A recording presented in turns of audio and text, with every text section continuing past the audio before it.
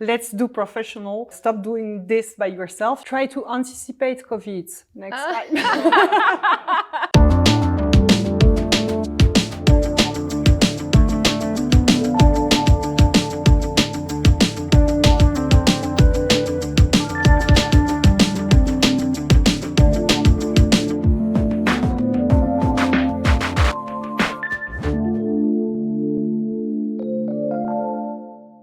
Our guest today is Laurie, Pilo, the CEO of Ayming Benelux.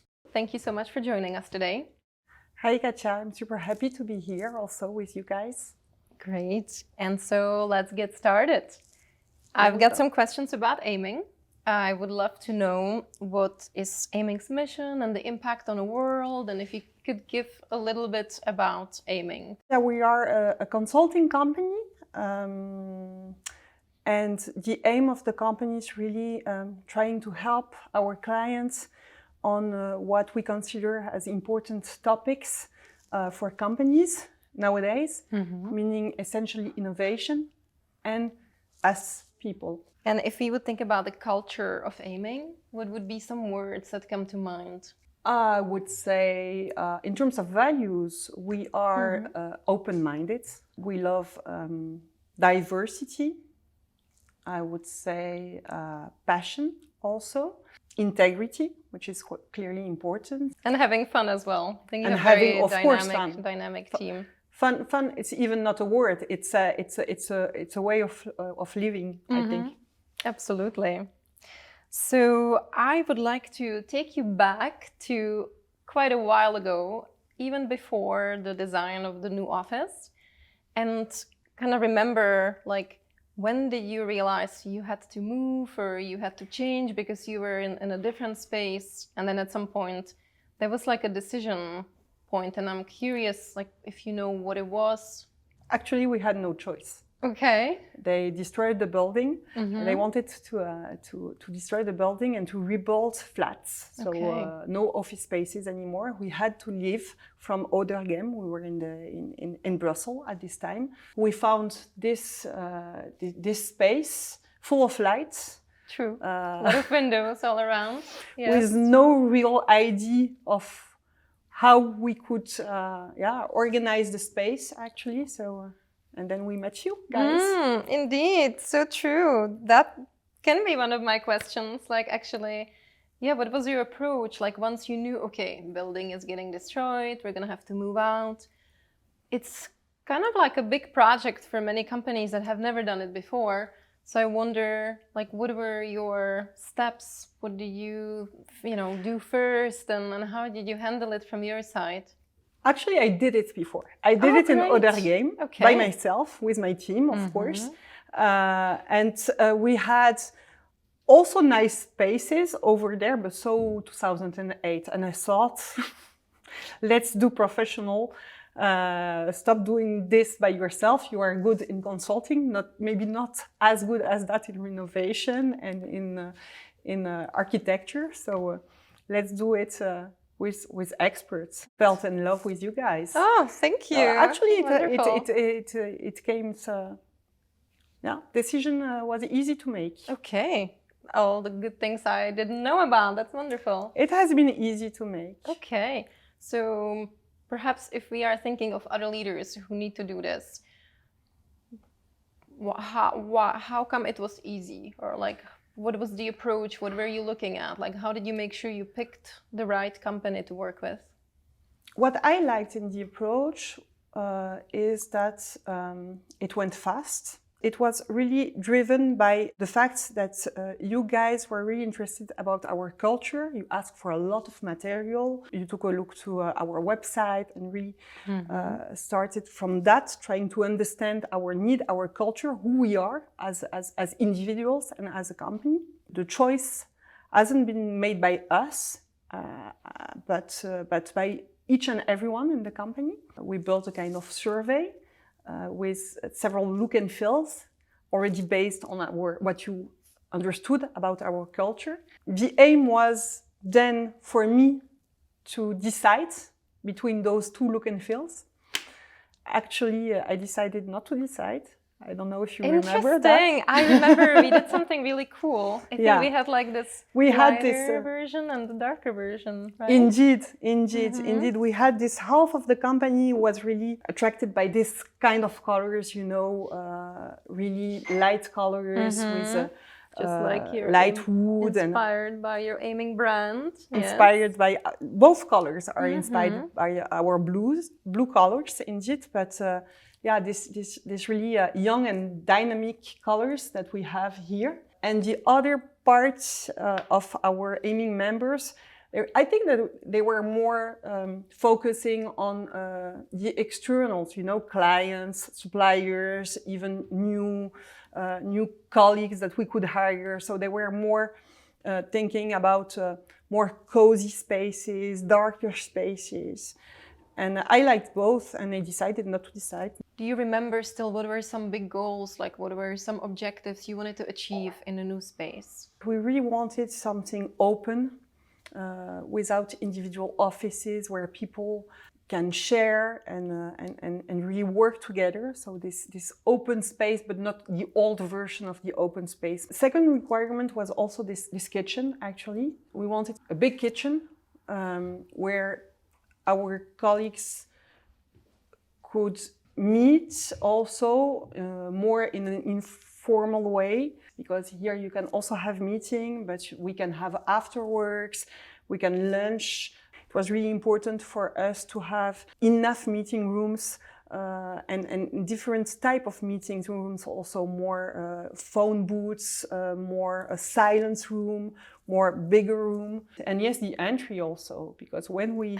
Let's talk about the entry. The entry. That was really the blocking point for me. When we saw this space, I really loved the environment, the light here, and the fact that we have this beautiful view and that we are surrounded by green. But we had to enter in the company through an entry, a long and cold and white and awful entry, actually. And I couldn't imagine what you were able to do with that, actually, because now it's my favorite spot in the office. So that was also a requirement. Try to find something special, something dynamic, something energizing for this entry. And you did it super well. This entry is dark, really, with our blue dark color and with the lights. By entering in the company, I can already feel the energy, the passion of the consultant working behind those walls. Beautiful.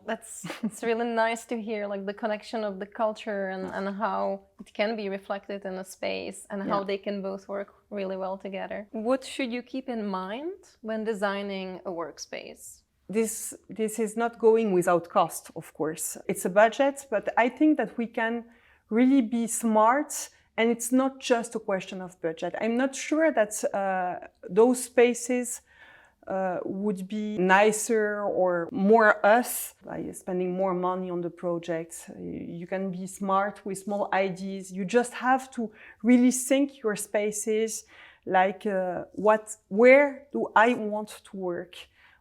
Who am I as a company, as a brand, as an individual? I think that this survey part, the fact that this has been chosen by everyone in the company, made all difference. Now, Laurie, you mentioned budgets, and this is something really interesting for people who want to do this kind of project and can be kind of daunting. So, and you guys are experts on all cost and savings and being smart. So maybe I wonder if you have some ideas, like how do you approach this? It's such a big project, many times first time for people. How did you decide what the budget should be, or something around that topic that you could advise? It's a budget, this for sure. How we did it as a consulting company, as we are doing this always. I mean, by trying to put a little pressure on you guys also in order to respect the budget, and you did it. You played the game. I think it's not only also about the money you spend in furniture, it's also about the money you save by respecting deadlines and having this done in in a short period of time, and this is also quite important. Always ask to your provider to make a little bit more effort than what you are really expecting at the end. This is your buffer, but never tell them that. Like that. And no, at the end, you perfectly respected the budget. Like fast forwarding to the end of the build phase. And I wonder if you still remember your team members like coming through, or like what were the reactions as people were coming through the office for the first time? I think we had amazing reactions when you see them exchanging and having fun in this kitchen. When we have newcomers, they are always also amazed by the space. So we really enjoy this place. I would like to know if this space allows you to do something that maybe you couldn't do before. If you would think to the old office you guys had, is there something that you are now able to do that perhaps you couldn't? See everyone working together in the same open space, really collaborating much more than in the other spaces we had. What would be your idea about office of the future? Like, what do you think? Where are we heading? How it will look? Flexibility is something really key today, and we will go even deeper into that. People want to have a good reason to come at the office. As in big families, and this is the same thing, we really have to go more and more into flex spaces with really different environments at the same place in order for people to be able to choose depending on their mood, on how they feel one day or the other, if they want more light, more dark, more intimacy, more fun. How would you describe the collaboration you had with Space Refinery? I would say it was a collaboration first, and this is the most important part. We have done this together. We have adapted ourselves also together due to the situation, the COVID situation. Even during the project, we had the opportunity to change a little bit our mind on of course not on the furniture or on big things, but on small details. If you would think of like 3 tips for leaders out there who are thinking to invest in their workspace, anything that comes to mind, 3 or more, whatever you think, like someone is at the starting line, you know, having doubts, maybe some fears, maybe some dreams, what would be a few things that you think would be helpful for them to consider? Choose professionals. It's not more expensive at the end. And this will allow you not to limit yourself, to be able to think outside of the box, because you have a lot of ideas, but there are also a lot of ideas around that. Ask your team about their own needs, what they're expecting from the space, what they would love to have, because at the end, it's indeed the budget, but you are also doing this in order to make them happy, to have them on board. Be clear on the budget, on what you need, not only in terms of space. Let's say that some part of the budget can be much more higher than you think, like the electricity part, internet the things parts, you don't see. The things you don't see. Yes. These are important budget, but you have to take this into account from the beginning, because if you are not investing enough on that, then you will pay it after all. So it's quite important to take this into consideration also, and to have enough, let's say, enough material to work. Excellent advice. And on the last one, indeed, it's the things we don't see that could be 40 to 60% of the budget, and you need all that electricity and plumbing to make everything work well. And this is important after all, because yes, of course, the furnitures are important, but you need to work. You need Wi-Fi.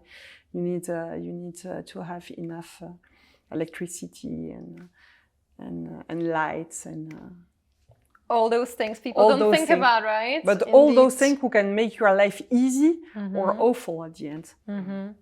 Okay, so I will vote for the easy. And me too. Thank you so much. You are amazing. Thank you, Katja. We did it.